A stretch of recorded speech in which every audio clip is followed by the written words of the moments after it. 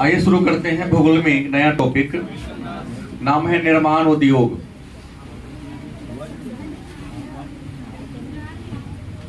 निर्माण उद्योग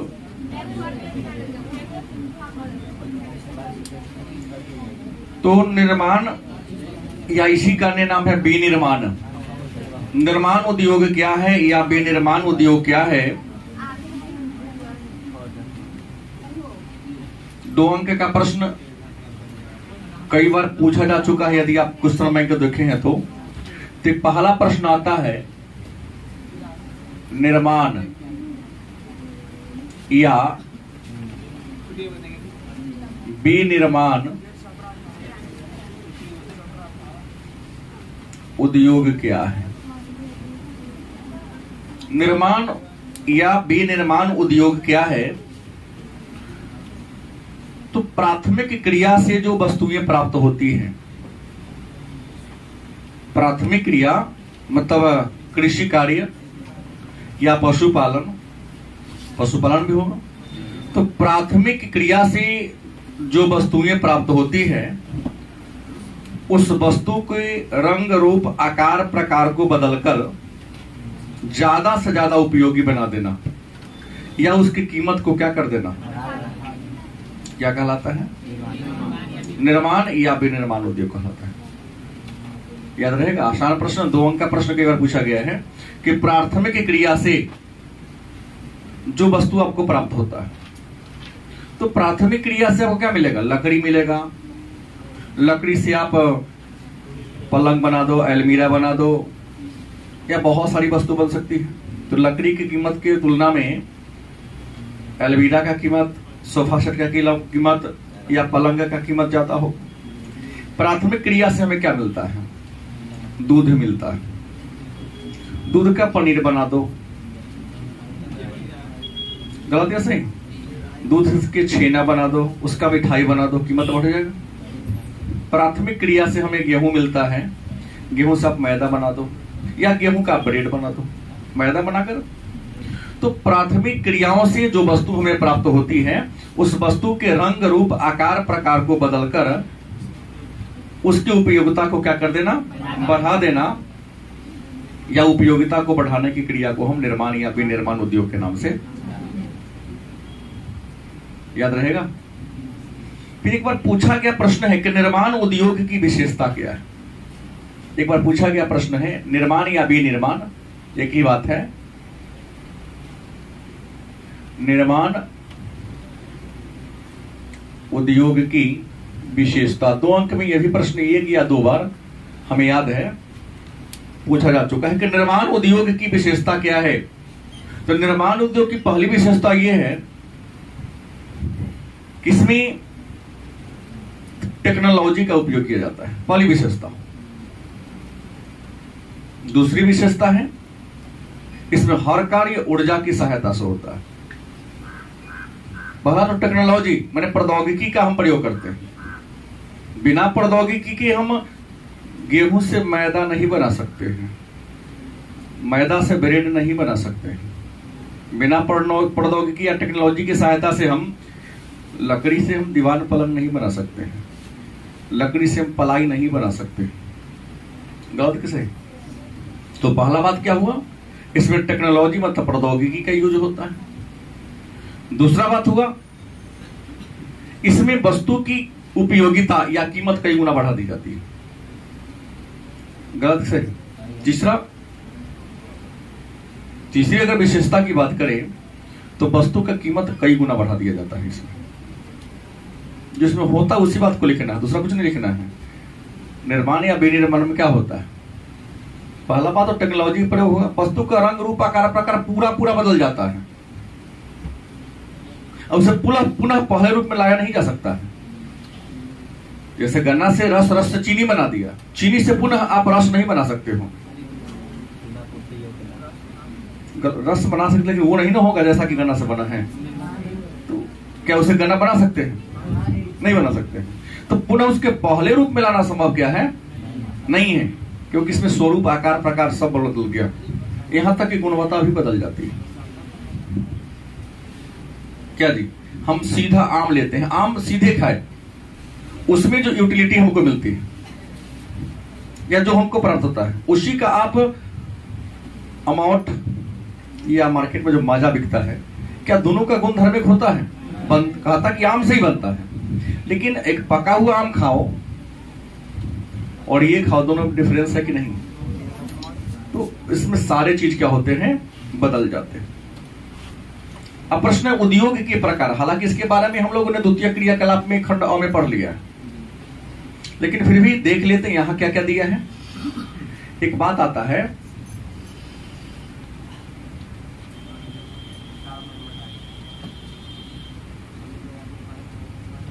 उद्योग के प्रकार, माने उद्योग कितने प्रकार के होते हैं।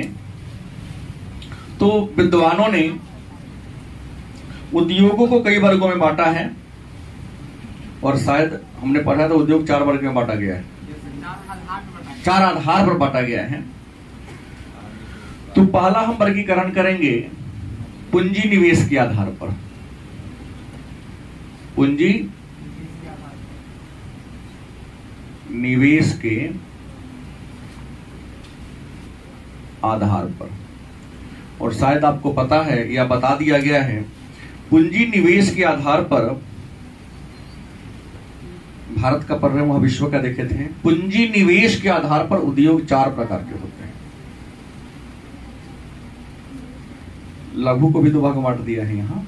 पूंजी निवेश के आधार पर, वहां सीधे पूंजी के आधार पर लिखा था, स्वामित्व के आधार पर। यहाँ पूंजी के निवेश के आधार पर उद्योग के कितने वर्ग हैं? एक होगा बृहद उद्योग, गलत कि सही? दूसरा मध्यम,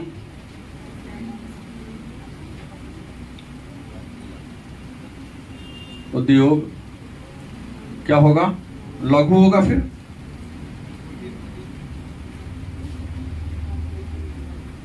लघु उद्योग, और डी में क्या होगा?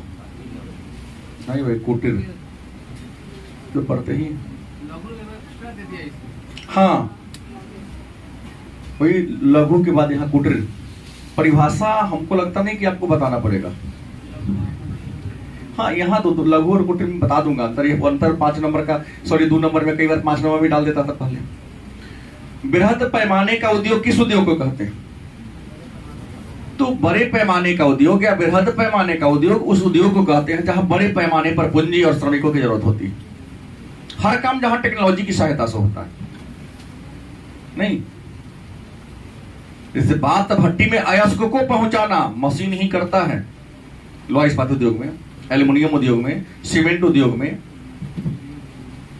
कच्चा माल भी वहां मशीन ही पहुंचाता है। वहां से जो पिग आयरन बनता है, कच्चा लोहा बनता है, वह भी मशीन ही बाहर लाता है। उसका छड़ बनता है तो काटने का काम भी मशीन करता है, बाद में गिरा दिया गया। मोड़ने का काम, बांधने का काम सारा मशीन करता है। बस मजदूर क्या करता है? उसको हाँ दिशा निर्देश देता है। गलत कि सही? हजारों करोड़ से अधिक पूंजी का निवेश होता है इसमें। मध्यम पैमाने का उद्योग, बृहद पैमाने के उद्योग से थोड़ा कम पूंजी लागत आता है, 300-400 करोड़ रुपया। 400-500 श्रमिक हमेशा यहाँ काम करते हैं, जैसे चीनी मिल, लोहा इस्पात उद्योग, सूती वस्त्र उद्योग, एल्युमिनियम उद्योग, सीमेंट उद्योग, ये आपका बृहद उद्योग का उदाहरण हो जाएगा। लेकिन चीनी उद्योग, साइकिल उद्योग, मोटरसाइकिल उद्योग, ये आपका मध्यम पैमाने का उद्योग हो जाएगा। लघु पैमाने का उद्योग जहां 20 से 50 श्रमिक, लेकिन यंत्र की सहायता से। श्रमिक कितने हो? 20 से 50 श्रमिक काम करते हो, लेकिन किसकी सहायता से? यंत्र उपकरण की सहायता से किसी काम को करते हो, तो लघु उद्योग कहेंगे। और कुटीर उद्योग परिवार में, परिवार के सदस्यों की सहायता से, बिना किसी टेक्नोलॉजी, बिना किसी मशीन, हाथ से ही वस्तु का निर्माण किया जाता है, तो उसे क्या कहेंगे? जैसे यहां पर रस्सी बांटना, डलिया बुनना, स्वेटर बुनना, अगरबत्ती बनाना, मोमबत्ती बनाना, पूजा का फूलबत्ती बनाना, राखी बनाना, चूड़ी बनाना, हाँ लहठी बनाना, नहीं कपड़ा सीना, बिंदी बनाना, राखी बनाना, बहुत काम है, कहना मुश्किल है। बस आप नहीं जानते हो तो नॉलेज नहीं है, लेकिन आपके शहर में, जिस शहर में आप रहते हो, यहाँ पे बहुत प्रकार की बातें। एक बार कई बार प्रश्न पूछा गया है कि लघु उद्योग और कुटीर उद्योग में क्या अंतर है। अगर ये पढ़ लिए तो एक प्रश्न कई बार आता है, लघु व कुटीर उद्योग में अंतर, क्या अंतर है लघु और कुटीर उद्योग में। तो लघु और कुटीर उद्योग में बहुत सारे अंतर है। पहला अंतर है कि कुटीर उद्योग अपने घर में घर के सदस्यों की सहायता से चलाया जाता है, लेकिन लघु उद्योग को घर में चलाना संभव नहीं। दूसरा अंतर, कुटीर उद्योग में बहुत कम पूंजी लागत होती है, 1000-2000 से भी शुरू किया जा सकता है। हमको लगता है 200 रुपया से शुरू कर सकते हैं। 1 किलो रुई खरीद के लाओ, उसी को फूलबत्ती बनाओ, 100 का शहर में होता है बुआ, नहीं होता है। पैकेट में बंद करो, आप 5 रुपए पैकेट बेच लो, ठीक है। जितना की मतलब नहीं है। क्या 200 रुपया में फूलबत्ती बनाने का कारोबार शुरू होगा कि नहीं होगा? ये दौरा बनाने का एक बांस 100 रुपया बिकता है? नहीं, गांव में ऐसे मिल जाता, शहर में बिजनेस है, खरीदना पड़ेगा। 100 रुपया में एक बांस खरीद के लाओ, अपने हस्तकला का प्रयोग करो, और एक बांस से हमको लगता है कि 1000 से अधिक रुपया कमाया जा सकता है दौरा बना करके। महीना तो लगता है। तो 100 रुपया 200 रुपया का इन्वेस्टमेंट करके दौरा बनाकर, डगरा बनाकर, सुपली बनाकर, हाँ पंखा बनाकर, 100 रुपया के साबे खरीदो, रस्सी बांटो, कोई टेक्नोलॉजी नहीं है। हाँ मेहनत तो लगेगा, शरीर का पढ़े तो होगा। तो यहाँ क्या है, कुटीर उद्योग में बहुत कम पूंजी लागत आती है, लेकिन लघु उद्योग में पूंजी लागत जाता है। तीसरा अंतर आप कर सकते हो कि कुटीर उद्योग का जो सामान बनता है आपके आसपास के बाजार में ही बिकता है, उसका कच्चा माल भी अगल बगल मिल जाता है, लेकिन लघु उद्योग का सामान थोड़ा दूर के बड़े बाजार में जाके बिकते हैं। ऐसे कच्चा माल भी दूर दराज से मंगाया जाता है। कुटीर उद्योग में खासियत है, इसमें हस्तकला एक पीढ़ी से दूसरी पीढ़ी जाती है। थोड़ा गौर कीजिए, कुंभकार जो मिट्टी का बर्तन बनाता है, आपसे बनेगा? नहीं बनेगा, टेढ़ा हो जाएगा। इसमें पिता से पुत्र की ओर ट्रांसफर होता है वो हस्तकला।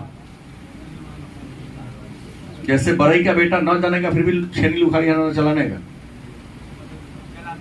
चला लेता है। मनीष भी अच्छा ठोक देता है क्या? हमने कहा कि सर हाय ना, पिताजी हमारे कारोबार करते, हमको चलाने आता है।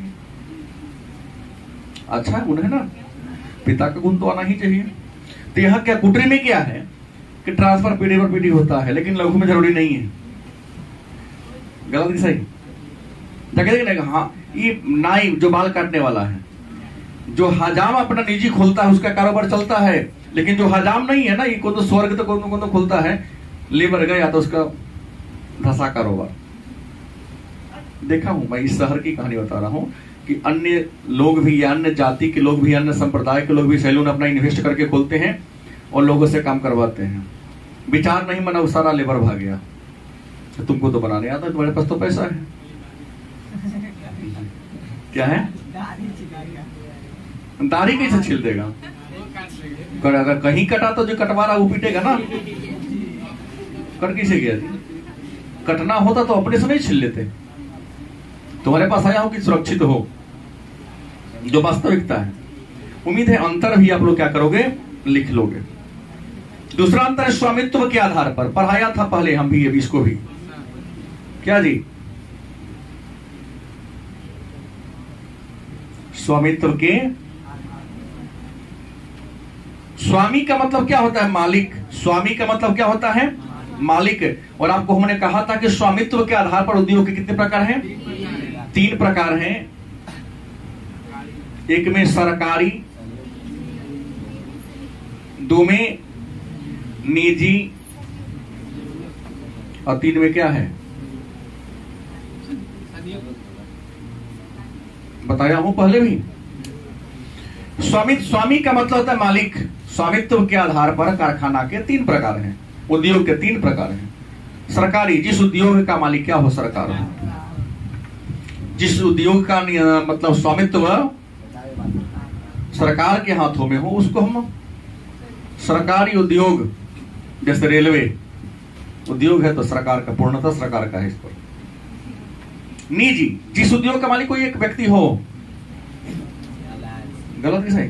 नहीं, रिलायंस का कहते निजी, मुकेश अंबानी कंपनी नहीं है। जितना भी लोग शेयर खरीदा है उसका सब उसका मालिक है। क्या जी इमामुद्दीन? गलत कि सही? हाँ, उसका क्या है? एमडी है, सीएमडी जो हो, चीफ मैनेजिंग डायरेक्टर है उसका कंट्रोल वो कर रहा है, उसके हाथों से है। लेकिन सारे शेयर धारक अपना पूंजी निकाल लेंगे, नहीं हमको बेचना है शेयर। मुकेश अंबानी अर्श से फर्श पर आ जाएंगे। गलत सही? उनकी अपनी, धीरू भाई अंबानी की पैसा नहीं है सारा वो है। हाँ, कंट्रोल करने आते कहिए ना उसको। हम लोगों ने, भारत के लोगों ने या विश्व के जो अन्य जो निवेशक जो है, निवेशक अपना उनको क्या बना दिया? हेड बना दिया है, मुखिया, चेयरमैन, मुखिया बना दिया। मुकेश अंबानी कहते ना कल कि यह मेरी कंपनी है, रातों रात सारे लोग अपना शेयर बेच लेंगे। टॉप 10 में है ना, टॉप 1000 से भी नीचे चल जाएंगे। इन लोगों का स्टेटमेंट एकदम देखिए, एकदम बड़ा सोच समझ कर होता है। खुला स्टेटमेंट कैसे दे देगा? थोड़ा सा जेवी जी एक आया था सीतामढ़ी में था, हमारा भी कुछ परिवार के लोगों का पूंजी बुरा है, इसमें 30 महीना पूंजी दुगुना किया था। सोचा कि मेरा ही मालिक है, नाश्ता करने भी हेलीकॉप्टर से जाता था, कंपनी भूल गया, केस चल रहा है। सहारा इंडिया का भी कुछ स्थिति ऐसा ही था। सुब्रतो राय, लोगों ने मोबाइल पढ़ाना शुरू कर दिया। एक ब्रांड थे सुब्रतो राय, क्या है अब? जेल है ना, जेल के ब्रांड बने हुए हैं। विजय कुमार भी व्यक्तिगत रूप से कई बार मुलाकात इस ब्रांच में हुई थी। ये हैं बहुत लंबा लंबा फेंकते थे। यहाँ राजकुमार होटल है ना सीतामढ़ी, उसके ऊपर जेबीजी का मेन ब्रांच था। हालांकि बड़े बड़े विद्वानों ने कहा था, आता था कि अगर 30 महीना में, कोई फिल्म देखे थे ना चिट फंड वाला की, 21 दिन में हेरा फेरी दुगुना हो जाता है। लोभ में पड़कर कुछ लोगों ने वहां जमा करा, तो पहला किस्सा का दिया भी, उसको तो लेके भागना था भाई।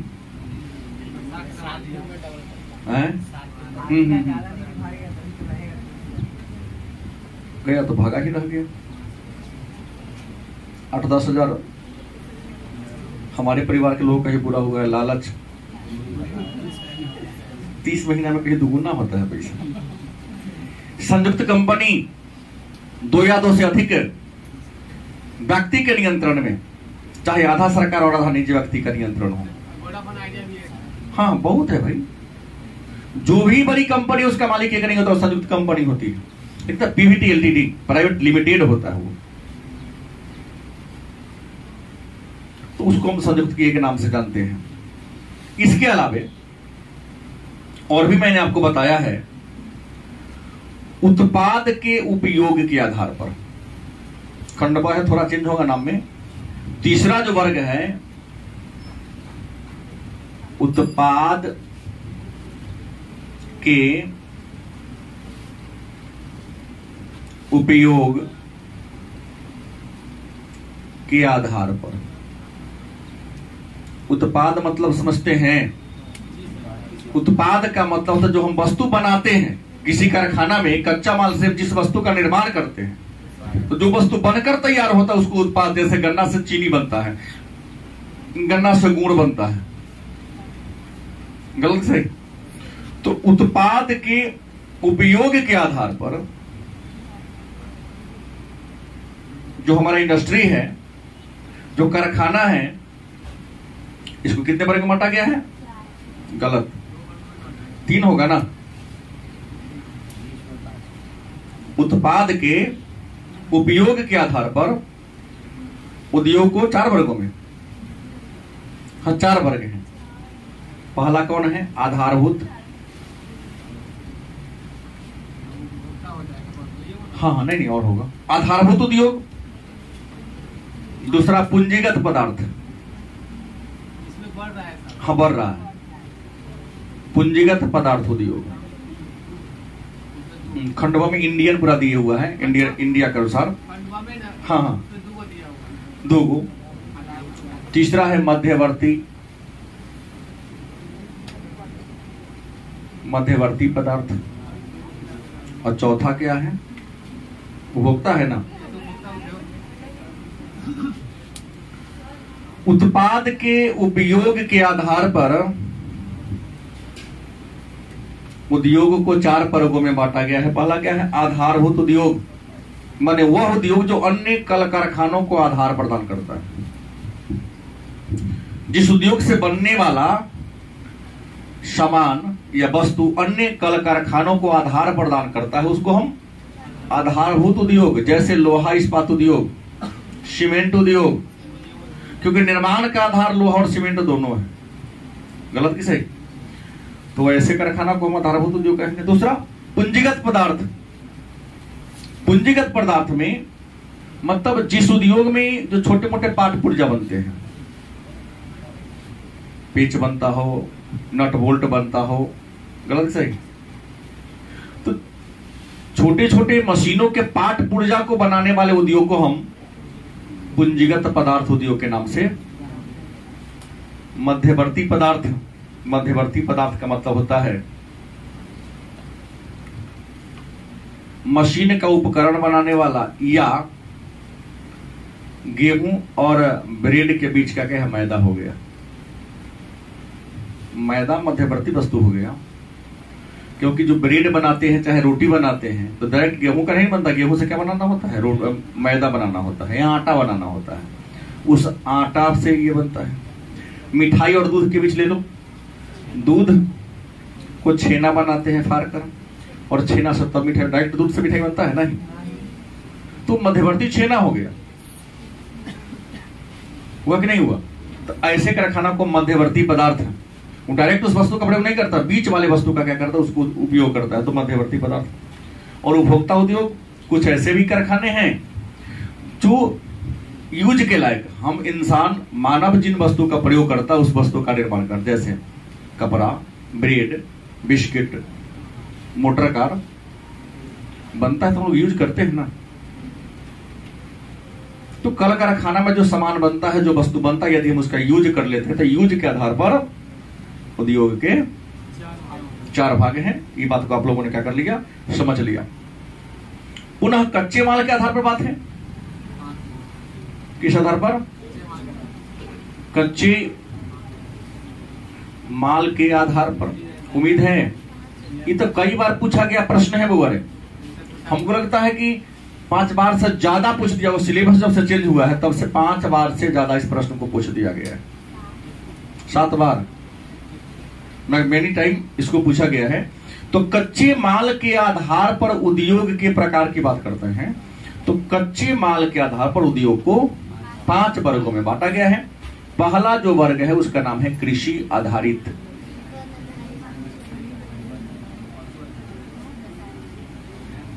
अब कहोगे कृषि आधारित उद्योग किसे कहेंगे? तो जिस उद्योग को कच्चा माल कृषि से प्राप्त होता है, वह उद्योग जिसको कच्चा माल कहां से मिलता है? तो कृषि से जिस उद्योग को कच्चा माल मिलता है उसको हम कृषि आधारित उद्योग कहेंगे। जैसे चीनी उद्योग, सूती वस्त्र उद्योग, कपास नहीं, सूती में है कपास ना नहीं, लाख उद्योग, चाय, कॉफी, गलत सही, ऐसे सैकड़ों कारखाना है जिनको कच्चा माल कहां से मिलता है? कृषि से प्राप्त होता है। दूसरा है खनिज आधारित। दूसरा क्या है? खनिज आधारित कुछ ऐसा कारखाना है जिसको कच्चा माल खनिज के रूप में प्राप्त होता है। वैसे कारखाना जिसको कच्चा माल कहां से मिलता है? खनिज के रूप में प्राप्त होता था। खनिज के रूप में जिस उद्योग को कच्चा माल मिलता है उसको हम खनिज आधारित उद्योग कहेंगे, जैसे लोहा इस्पात उद्योग, एल्यूमिनियम उद्योग, सीमेंट उद्योग, पेट्रोलियम उद्योग। पेट्रोलियम खनिज है ना। तो जिस उद्योग को कच्चा माल खनिज के रूप में प्राप्त होता है उसको हम खनिज आधारित उद्योग के नाम से। उसके बाद हम आगे चलते हैं वन आधारित उद्योग। वन आधारित उद्योग, परिभाषा इसका भी आसान है कि जिस उद्योग को कच्चा माल वन से प्राप्त होता है, जंगल से प्राप्त होता है, जिस उद्योग को कच्चा माल जंगल से प्राप्त होता है उसको हम वन आधारित उद्योग कहेंगे। और वन आधारित उद्योग के उदाहरण हैं फर्नीचर उद्योग, लाह उद्योग, नहीं कृषि हो गया। वो वनस्पति तेल कृषि से मिलता है क्या जी? सरसों की खेती वनस्पति नहीं, जंगल नहीं है। सरसों की खेती को जंगल नहीं कहोगे, सूरजमुखी को जंगल नहीं कहेंगे। हाँ तारपीन हो गया, चलेगा। तारपीन कहते लिखो यहां पर आप, मैं विरोध नहीं करूंगा। लाह हो जाएगा। रेशम उद्योग भी चलेगा क्योंकि रेशम का कीड़ा जंगल में ही पेड़ पर ही पाला जाता है। सहतूत के पेड़। रबर होगा, नहीं ऐसे भी कई हैं, दो चार ही उदाहरण ठीक है। उसके बाद पशु आधारित कौन है?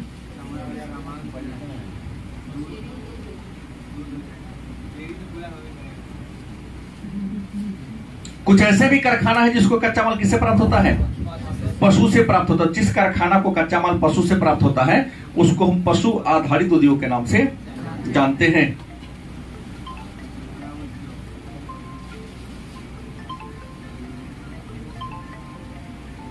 तो जिस उद्योग को कच्चा माल पशु से प्राप्त होता है उसको हम पशु आधारित उद्योग के नाम से क्या करते हैं?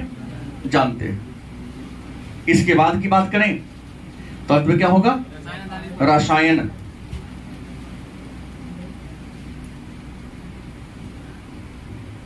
रासायन आधारित, केमिकल के रूप में, रसायन के रूप में जिसे कच्चा माल प्राप्त होता है उसको हम रसायन आधारित उद्योग के नाम से जानते हैं। कोई दिक्कत? तो कच्चे माल के आधार पर उद्योग के कितने प्रकार हैं? अगला वर्गीकरण दिया है पांचवा में। हमने चार के बारे में जाना। पांचवा जो वर्गीकरण है, निर्मित माल की प्रकृति, निर्मित पदार्थ की प्रवृत्ति के आधार पर।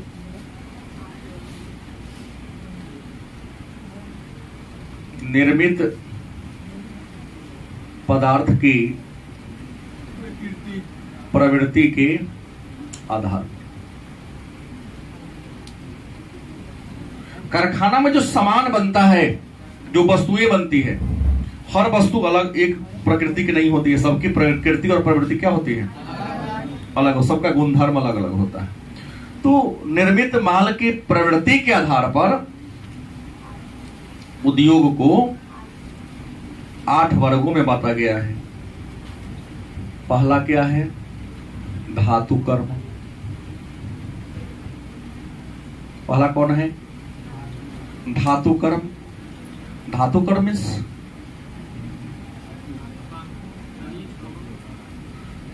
हाँ खनिज को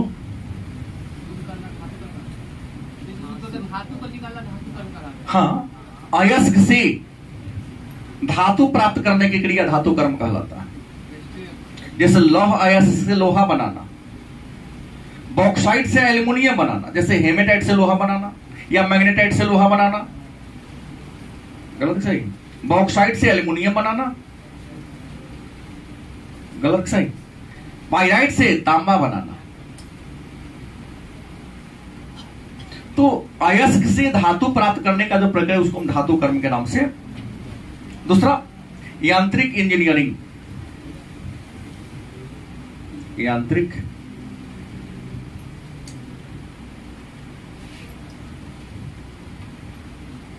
यांत्रिक इंजीनियरिंग, जो छोटे छोटे पार्ट पुर्जा बनता है उसकी सहायता से। नहीं समझ, जैसे आजकल एक नया मोटरसाइकिल आ रहा है, हालांकि बड़े गाड़ी को छोड़ दिया, छोटे गाड़ी में भी अब हर चीज डिजिटल। जैसे आपने वॉच लगाया क्लासरूम में, डिजिटल है, कहीं खोलोगे तो 1-2 दिन मिलेगा, यंत्र पूरा चल रहा है। नहीं, कहीं नहीं मिलेगा, कुछ भी नहीं मिलेगा। हाँ, उसके ऊपर केवल डिनोट करने के लिए टाइम डेट दिखा रहा है, लेकिन यंत्र की सहायता से। ऐसे हमको हम कहते हैं जो सॉफ्टवेयर वाला हो गया, यांत्रिक इंजीनियरिंग आ जाएगा। तीसरा क्या है?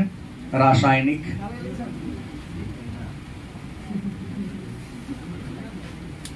जो केमिकल बनाता है, चाहे वह पेंट हो, चाहे उर्वरक में मिलाने वाला कोई सामान हो।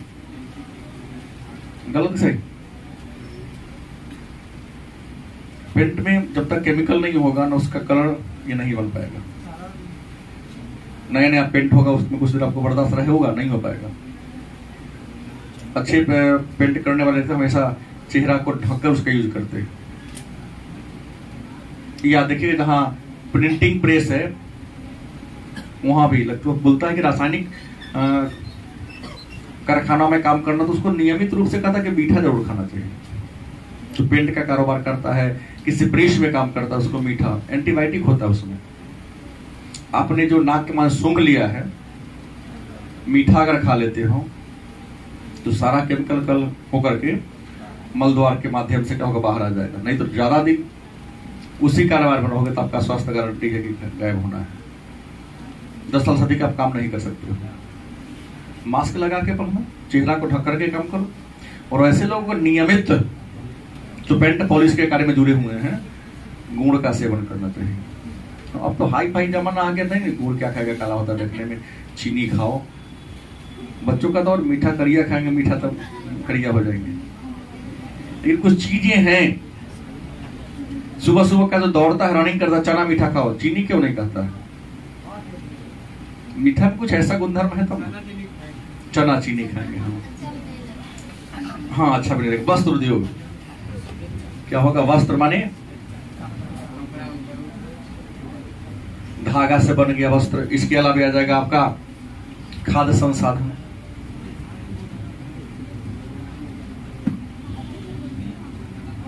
खाद्य संसाधन में खाने वाला बिस्कुट से लेकर डेयरी मिल्क तक, खाने पीने का जितना भी सामान आता है, जैम जेली जो भी है इसमें ले लो, सबको खाद्य संसाधन के नाम से जानते हैं। विद्युत उद्योग माने बिजली का सामान बनाने वाला जो कारखाना है उसको विद्युत उद्योग के कहेंगे। और साथ में क्या होगा? इलेक्ट्रॉनिक, छोटा मोटा जो पार्ट पुर्जा बन जाता है। विद्युत में केवल बिजली का ही सामान बनेगा। और इलेक्ट्रॉनिक उद्योग में सभी प्रकार किया जाएगा, मोबाइल से लेकर हवाई जहाज तक। और अंत में क्या होगा? संचार। नहीं, संचार के क्षेत्र में, सूचना के आदान प्रदान के क्षेत्र में काम करने वाले जिन जिन यंत्रों का प्रयोग होता है, उन वस्तुओं का जो निर्माण करता है उसको क्या कहेंगे? संचार उद्योग के नाम से जानते हैं। एक प्रश्न और आता है, छोटा सा नया प्रश्न है कि स्वच्छंद उद्योग, स्वच्छंद या फुटलुंज उद्योग, स्वच्छंद उद्योग क्या है या फुटलुंज उद्योग क्या है, या स्वच्छंद उद्योग से आप क्या समझते हैं? तो हमने पहले भी इसके बारे में चर्चा किया है। देखो, सारा कल कारखाना कच्चे माल पर निर्भर होते हैं। जो भी कारखाना हो, जब तक उसे कच्चा माल नहीं मिलेगा, कारखाना की स्थापना क्या होगी? भारी उद्योग जो भी हैं, चाहे लोहा इस्पात उद्योग, सीमेंट उद्योग हो, कच्चा माल के अगल बगल में ही स्थापित किया जाता है। गलत सही? अगर थोड़ा हल्का है तो कच्चा माल से दूर भी उसको स्थापित किया जा सकता है, यह भी सही बात है। लेकिन कुछ ऐसे कारखाना है जो कच्चा माल पर निर्भर है ही नहीं, आप उसे जहां चाहो वहां स्थापित कर सकते हो। उसको पाठ पुर्जा केवल चाहिए। थोड़ा सा कच्चा माल एक बार ला लिए तो साल भर काम खींचता रहेगा उससे। गलत से मैंने वह उद्योग जो कच्चा माल पर की उपलब्धता पर कोई प्रभाव नहीं पड़ता है, जिस उद्योग को स्थापित करने में, लगाने में, बनाने में कच्चा माल की उपलब्धता का कोई प्रभाव, उसे कहीं भी बड़ी आसानी से स्थापित किया जा सकता है, लगाया जा सकता है, तो ऐसे कारखाना को हम स्वच्छंद या फुटोलॉजी उद्योग के नाम से। तो एक प्रश्न होगा,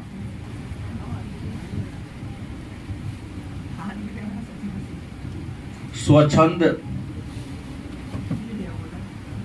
उद्योग की विशेषता क्या जी? स्वच्छंद उद्योग की विशेषता क्या है? स्वच्छंद उद्योग की पहचान क्या? मैं तुम्ही को देख रहा था, तुम 5:50 पर कोचिंग में था, ये नहीं रहे तो सोचना कुछ नहीं करेगा, टांग के इसको लटकाया जाएगा। हाँ 30 में रहे, इसको रहना है। अब तुमको एक और बात है, तुम अपने पिताजी के साथ 2 घंटा दिन में काम करोगे, वो अगर शिकायत आ गया तो उसके लिए पीटेंगे। दुकान में नहीं बैठेगा तो जो पीटेंगे। हाँ ये घूमते रहता है। अगर अब तुम्हारे पिताजी का कॉल आएगा, सोच लो मैं क्या हर्ष करूंगा। 2 घंटा समय देना होगा। हमारे यहाँ एकदम 5:50 में पहुंचना होगा, नहीं तो सुजीत का आगमन भी हो रहा है 28 तारीख। अभी किसी को नहीं कहा हूं। घूमता है पिताजी, अकेले हैं, हेल्प करना पड़ेगा ना। जहां से तुमको पैसा आता है, मेरा मानना है, थोड़ा तुम समय देगो तो क्या बिगड़ जाएगा? हाँ नहीं तो अलग बात है। वहां मेहनत करेगा, 100 रुपये पिताजी से मांग लेगा तो कोई फर्क नहीं पड़ेगा। मेहनत नहीं करेगा, बार बार डिमांड करेगा तो कहां से आएगा? आइए स्वच्छंद उद्योग की बात करते हैं। स्वच्छंद उद्योग की विशेषता क्या है? अभी तो बताया हूं कि स्वच्छंद उद्योग की पहली विशेषता है कि इसमें जो सामान बनता है बहुत हौला होता है। कितने का मोबाइल है आपका? 12,000 का है। 22,000 का मोबाइल है और 200 ग्राम वजन नहीं। एप्पल का मोबाइल 1.5 लाख 2 लाख का होता है, 1 किलो वजन नहीं होता। मतलब विशेषता पहली क्या है कि वजन में बहुत हौला होता है। दूसरी विशेषता है, ध्यान देंगे स्वच्छंद उद्योग के, कि यह उद्योग कच्चे माल पर नहीं पाट पुर्जा पर निर्भर करते हैं। दूसरी विशेषता क्या है स्वच्छंद उद्योग की? यह कच्चे माल पर निर्भर नहीं है, पाट पुर्जा पर निर्भर है। तीसरा, इसे बड़ी आसानी से परिवहन किया जा सकता है, कहीं भी ढोया जा सकता है। देखो ना, गांव गांव में पत्ता बनाने वाला कारखाना खुल गया है। सही बोल रहा हूं? हर गांव में खुल गया है। तीसरा है,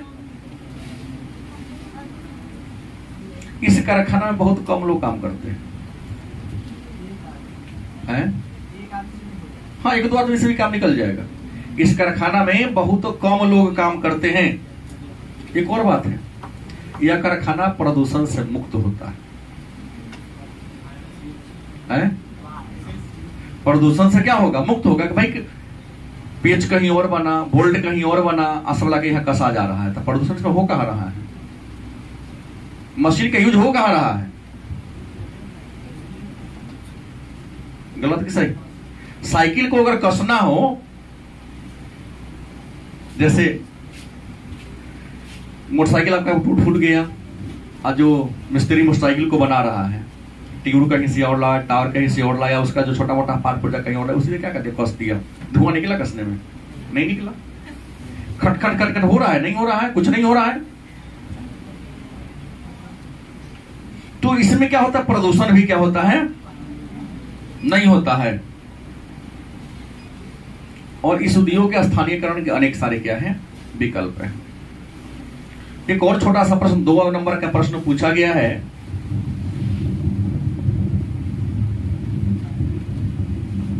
उद्योगों के स्थानीय करण से आप क्या समझते हैं?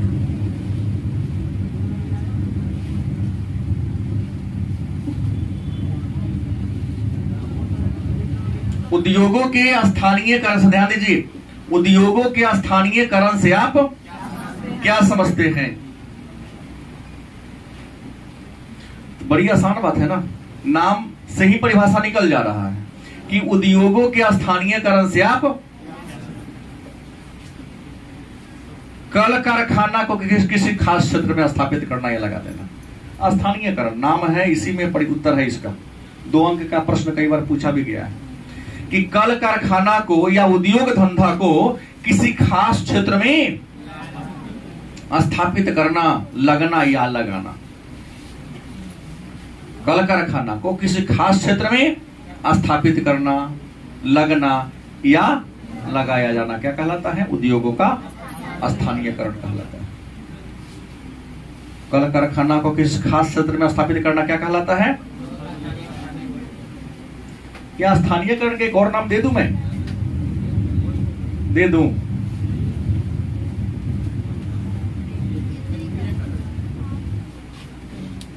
स्थानीयकरण पढ़ा दी, वहां केंद्रीयकरण पूछ देगा, सर टक रहे ना कहला। भाई शब्दकोश का अभाव है, इसलिए आपसे प्रश्न नहीं टकराता है क्या जी? और आपको समझ में नहीं आता, प्रश्न सब रहता ही है वो।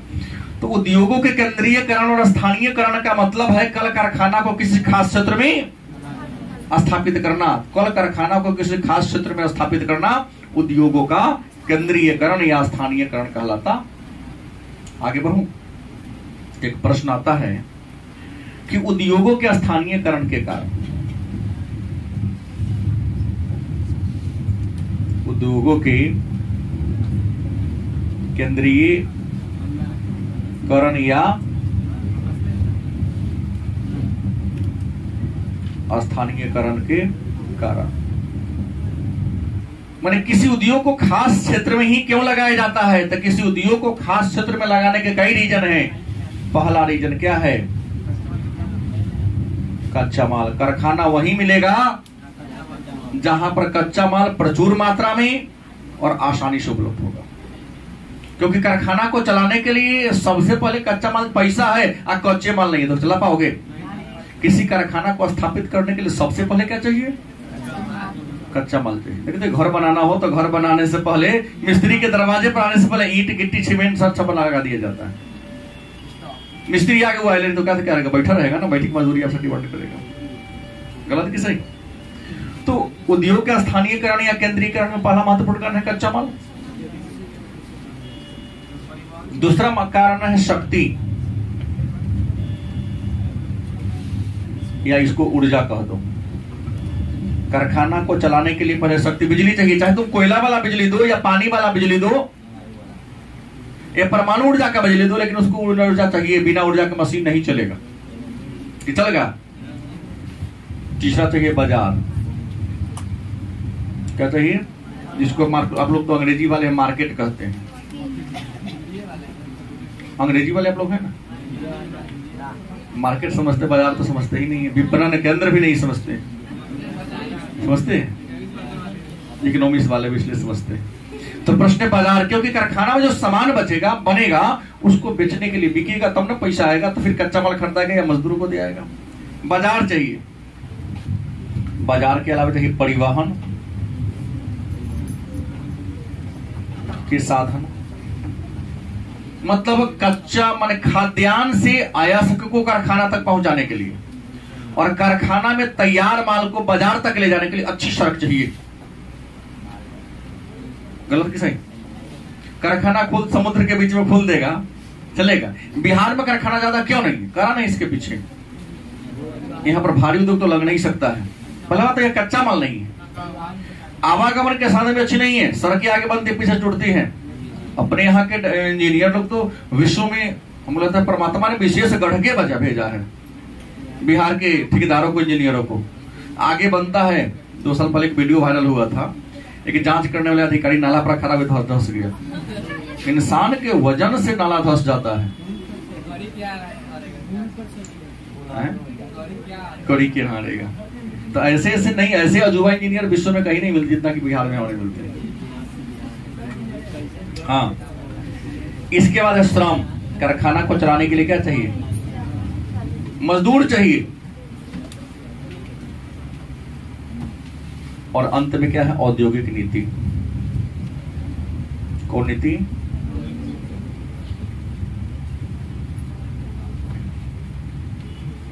कल कारखाना को चलाने के लिए, संचालित करने के लिए, व्यवस्थित करने के लिए सरकार के द्वारा बनाई गई नीति को औद्योगिक नीति कहते हैं। गलत सही? अंग्रेजों के शासनकाल में कई औद्योगिक नीति बनी। पहली बार 1881 में बनी थी, दूसरी बार 1891 में बनी थी, लेकिन स्वतंत्र भारत में पहली औद्योगिक नीति 1948 में बनी थी। स्वतंत्र भारत की पहली औद्योगिक नीति और गणतंत्र भारत की पहली औद्योगिक नीति 1956 में बना था, और नई औद्योगिक नीति 1991 में आई थी, जहां उदारीकरण का लहर आया था विश्व में। लाइसेंस प्रणाली को समाप्त करने की बात हुई थी और किया भी गया, तब जाके इतना आगे बढ़े। तो आज की क्लास में